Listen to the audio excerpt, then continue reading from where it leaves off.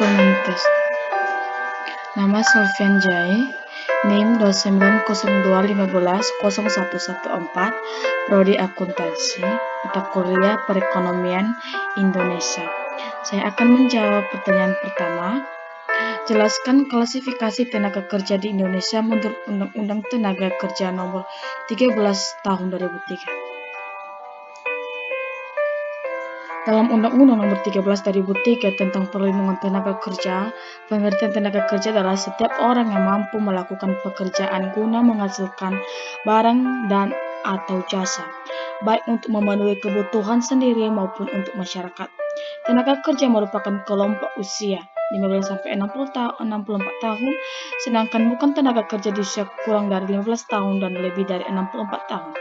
Klasifikasi tenaga kerja. Berdasarkan kualitasnya, tenaga kerja dibedakan menjadi 3 bentuk, yakni tenaga kerja terdidik, tenaga kerja terampil, dan tenaga kerja tidak terdidik. Tenaga kerja terdidik.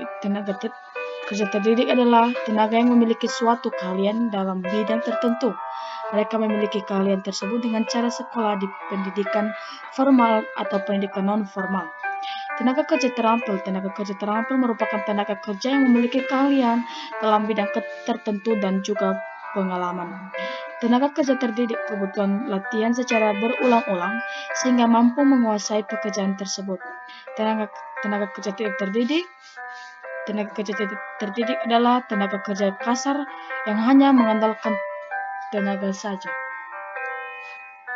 2. Jelaskan bagaimana cara untuk mengatasi kemiskinan di Indonesia.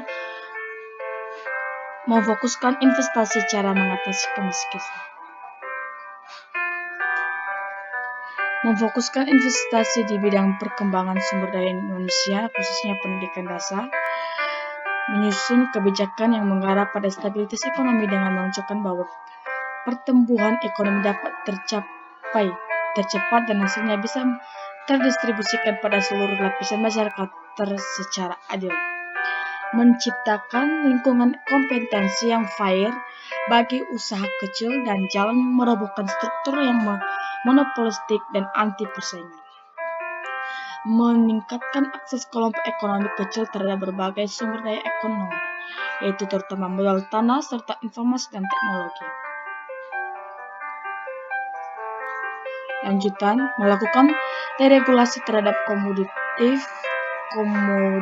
yang pemasarannya diatur atau dipegang pemerintah, mengubah bentuk insentif institusional bagi birokrat di tingkat lokal dengan jalan memberikan perizinan usaha secara gratis, sehingga usaha kecil akan terdorong untuk mendaftarkan usahanya dan pemerintah daerah dapat memperoleh pengangkatan pajak usaha kecil tersebut. Menghapuskan berbagai pungutan bagi usaha kecil, penghapusan kredit bersubsidi pada bunga, dan membiarkan penyediaan kredit berjalan dengan mekanisme pasar, mengalihkan subsidi dalam bentuk bantuan biaya operasional. 3. Bagaimana cara mengatasi kenaikan bahan pokok di Indonesia termasuk di seluruh wilayah? 1. Meminta pemerintah untuk mengadakan pasar murah sehingga harga kebutuhan pokok bisa terjangkau oleh konsumsi.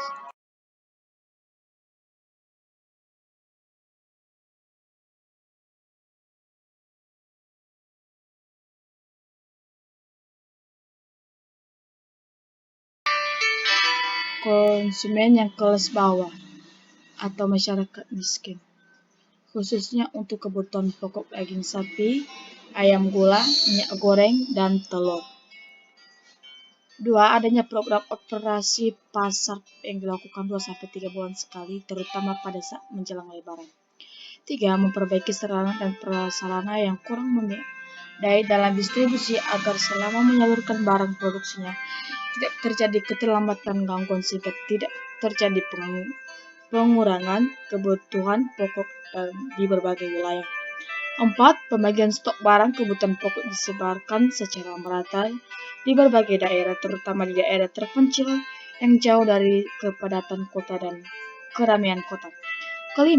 Melakukan sosialisasi kepada pedagang agar tidak menaikkan harga kebutuhan pokok saat menjelang Lebaran.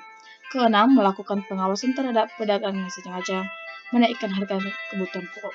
Sekian jawaban saya. Saya minta maaf jika ada kesalahan kata, kesalahan penulisan, dan pengucapan. Terima kasih. Saya Selvian Jai, mohon pamit.